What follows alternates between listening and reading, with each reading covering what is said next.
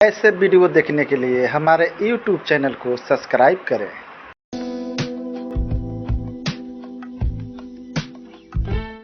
संसार की व्यवस्था वस्तु को ही हम उपयोग और प्रयोग करने के लिए कला की आवश्यकता नहीं है, बल्कि हमारे जीवन में जीने की कला की आवश्यकता है। आज दुर्भाग्य है, हम संसार के साधन संसाधन को तो कला द्वारा उसका उपयोग करते हैं, प्रयोग करते हैं, लेकिन जिस जीवन द्वारा साधन संसाधन का प्रयोग होना चाहिए उस जीवन की कला को हमने बिगाड़ दिया है, भटका दिया है। आज यही कारण है कि हमारे पास सब कुछ है लेकिन कुछ नहीं है। हमारे पास सब कुछ है, दिखने में तो सब कुछ है। किसी व्यक्ति से पूछा जाए, महाराज आप तो ठीक ठाक हैं, घर द्वार दलान मकान गाड़ी घोड़ा द्वार पर होगा क्या? महाराज सब कुछ तो है, लेकिन डिप्रेशन टेंशन में है। क्यों भाई? अच्छा सुंदर आपने मकान बना दिया, दलान बना दिया, गाड़ी घोड़ा हो गया, परिवार में सामाजिक प्रतिष्ठा भी प्राप्त कर लिया, अब क्यों टेंशन डिप्रेशन है?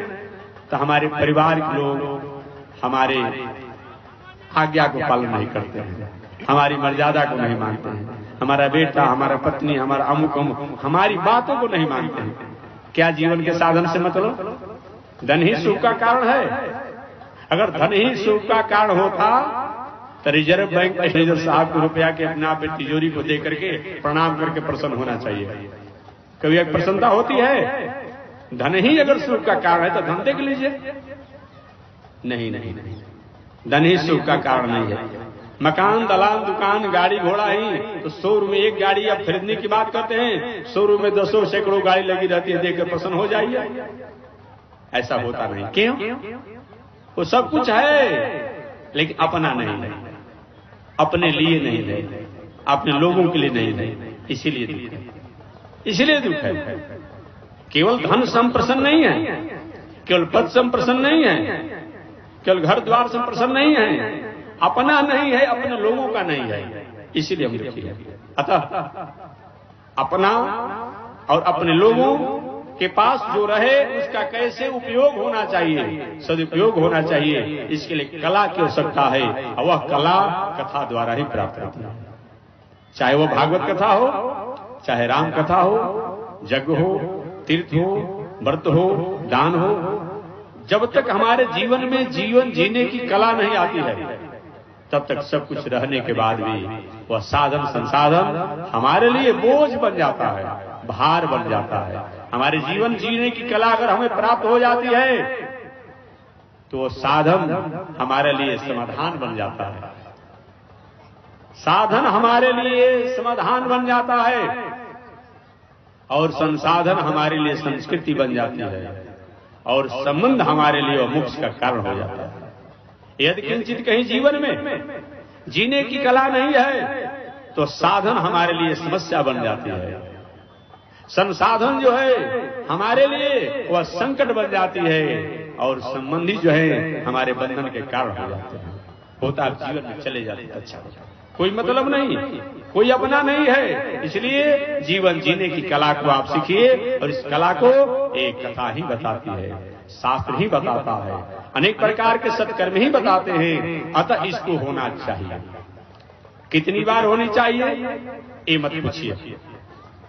अगर कल ही या परसों मैंने कहीं निवेदन किया था, एक बार श्वास लेने से अगर आप काम चला ले रहे हो, एक बार बोलने से काम चला ले रहे हो, एक बार चलने से काम चला ले रहे हो, एक बार अपने आप में सोने से काम चला ले रहे हो, एक बार कथा पूजा पाठ अच्छे काम करके काम चला लीजिएगा।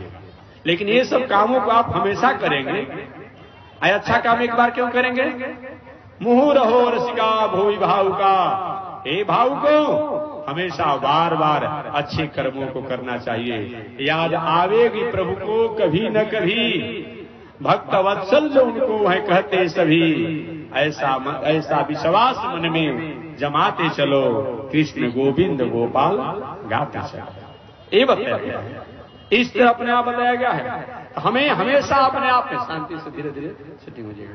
कभी न कभी अपने आप मन में बताया गया है, स्थिति होनी चाहिए। ये सब हमें शास्त्रों द्वारा ही संतों द्वारा ही ये प्राप्त होता है।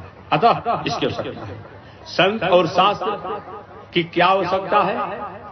तो संत और शास्त्र उसी तरह से है जैसे कि सुंदर दूध है, सुंदर दही है, सुंदर दूध दही से अगर माखन निकालने का कोई काम करता है तो शास्त्र संत ही करते हैं। शास्त्र और संत को हटा दिया जाए तो हमारे पास दूध और दही के समान सुंदर वस्तुएं रहेंगे, लेकिन उसका कोई उपयोग हमारे सामने नहीं रह पाएगा।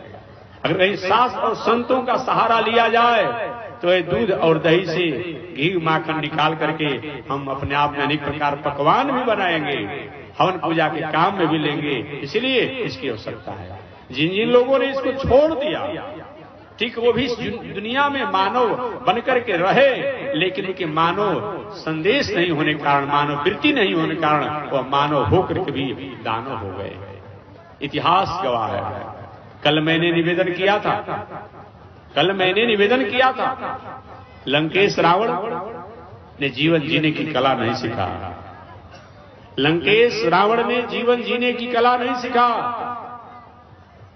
शिशुपाल, दंतवक्र, हिरण्याक्ष, हिरण्यकश्यप इत्यादि प्रवृत्ति के लोगों ने जीवन जीने की कला नहीं सीखा, जिसका परिणाम क्या हुआ? लंकेश रावण के पास क्या नहीं था? सोने की नगरी, परिवार बहुत लंबा चौड़ा, इंद्र से लेके और जमराज तक उसके बस में रहते थे, लेकिन कुछ बचा? केवल पढ़ा लिखा की जहां तक बात करें तो पढ़ा लिखा भी लंकेश कम नहीं था, परंतु उसके पास जीवन जीने की कला नहीं रही। कुल खानदान में भी बड़ा था, विश्रवा मुनि की वंश परंपरा का था, अपने आप में उत्तम कुल कुलस्थ के नाते उस वंश परंपरा का था, लेकिन जीवन जीने की कला नहीं रहा, जिसके चलते उसके जो भी जीवन में साधन संसाधन, वैभव, ऐश्वर्य, पद, प्रतिष्ठा सब समाप्त हो गए। विभीषण जी महाराज उसी लंकेश रावण के भाई के जीवन जीने की कला को उन्हें समझ लिया। कोई जरूरी नहीं है कि पूरे जीवन हम अपनी तपस्या साधना खड़ेसरी बनने से या मौनी बाबा बनने से या कहीं गंगा में खड़ा रहने से ही हमें प्राप्त होगा। कभी कभी अल्प समय में भी हम अपने जीवन जीने की प्रणाली को सीख लेते हैं। विभीषण जी महाराज नव तुलसी के वृक्ष, बात ठीक है, राम नाम अंकित गृह, अपने मकान पर भगवान के नामों को अंकित भी किए थे। हरि मंदिर जहां भीन बना हुआ, मंदिर भी बनाए थे, लेकिन जीवन जीने की कला हनुमान जी ने अल्प समय में सिखा दिया। जिस समय हनुमान जी जब विभीषण के यहां गए तो विभीषण जी ने भगवान श्री राम की चर्चा की, परिचर्चा की। चर्चा परिचर्चा करके विभीषण के मन में किसी प्रकार की कुछ खामियां थी भी, कुछ त्रुटियां थी भी, कुछ भ्रम थे, वो सब हमेशा हमेशा के लिए समाप्त हो गए। आज कैसी चर्चा है? कोई हमारे जीवन में कहीं समाधान की तरफ हम पहुंचना भी चाहते हैं, लेकिन आज की चर्चा द्वारा हम अपने जीवन को और भ्रम में और भटकाव और खाइयों में गिराने के लिए तैयार हैं। यही क्या चर्चा हो रही है? आते आते के महात्मा जी क्या कहना आपने शुरू कर दिया? यही चर्चा चल रही है। कोई शिव चर्चा पर, कोई गणेश चर्चा पर, कोई भैरव चर्चा पर, कोई अवधूत चर्चा पर ही हो रही है। एक ऐसा चर्चा, किस प्रकार की चर्चा?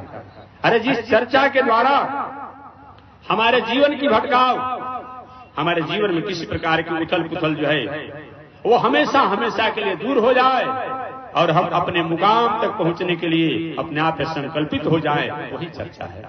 ऐसी चर्चा अगर नहीं होती है तो सही माने में हमने चर्चा करने के बाद भी चर्चा को हम नहीं कर पाए। ये बताया गया है। ये मैं रावण और विभीषण के अपने आप में, दोनों के अपने आप नाम लेकर के आपके सामने निवेदन किया।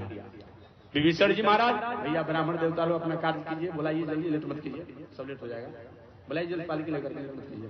विभीषण जी महाराज ने भी हनुमान जी से चर्चा की।